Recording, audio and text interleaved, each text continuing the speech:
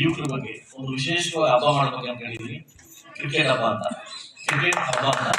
ಎಲ್ಲ ಊರಿಗೂ ಕೂಡ ನಿಮ್ಮ ಜೊತೆ ನಾನು ಒಂದು ವ್ಯವಸ್ಥೆ ನಾನು ಕೂಡ ಮಿಂಗಲ್ ಆಗ್ತೀನಿ. ಕ್ರಿಕೆಟ್ ಹಬ್ಬವನ್ನು ಆಚರಣೆ ಮಾಡ್ತೇನೆ. ಹತ್ರದಲ್ಲಿ ಒಂದು ಪ್ರೆಸ್ ಮೀಟ್ ಮಾಡಿ ನಿಮ್ಮನ್ನ ಕರಿತೀನಿ.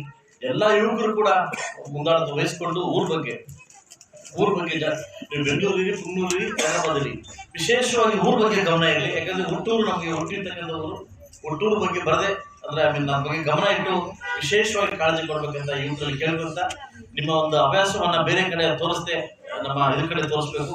ಇತ್ತೀಚೆಗೆ ಮುಳಬಾಗಿಲು ಟೌನ್ ಅಲ್ಲಿ ಒಂದು ಪೊಲೀಸ್ ಇಲಾಖೆಗೆ ವಿಶೇಷವಾಗಿ ಮನವಿ ಮಾಡ್ಕೊತೀನಿ.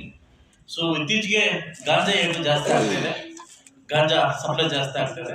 ವಿಶೇಷವಾಗಿ ತನಿಖಾ ತಂಡವನ್ನು ರಚಿಸಿ ಈ ಮುಳಬಾಗಿಲು ಟೌನ್ ಅನ್ನ ಕಾಪಾಡಬೇಕು ಅಂತ ಅಂದ್ಬಿಟ್ಟು ಇದನ್ನು ನಾನು ಮನವಿ ಮಾಡ್ತಾ ಇದ್ದೀನಿ. ನಾನು ಸುಮಾರು ಕಡೆ ಅಬ್ಸರ್ವ್ ಮಾಡ್ತಾ ಇದ್ದೀನಿ. ಇದು ಯುವಕರು ಹೆಸರು ಮಂತ್ರಿ ಕಡೆ ಸ್ವಲ್ಪ ಗಮನ ಕೊಡ್ತಾ ಇದ್ದಾರೆ, ಅದಕ್ಕೆ ಹೋಗ್ತಾ ಇದ್ದಾರೆ. ಇದಕ್ಕೆ ನಾವು ಕಡಿವಾಣ ಹಾಕಲೇಬೇಕು. ಅದಕ್ಕೆ ವಿಶೇಷವಾಗಿ ಪೊಲೀಸ್ ಹತ್ರ ಮಾತಾಡಿದ್ರೆ ಆಗ್ತೀನಿ ಅಂತ ಹೇಳ್ತಾ ನನ್ನ ತಿರುಮಲ ಪಂಚಾಯತ್ ಕರೆದು ನಮ್ಮ ಕಿಟ್ಟಣ ವಿಶೇಷವಾಗಿ VSS ಕಿಟ್ಟಣ ಈಗಲೇ ಸ್ಟಾರ್ಟ್ ಆಗಿದೆ IPL ಬೆಟ್ಟಿಂಗ್ ಅಂದೆ ಅಲ್ಲ.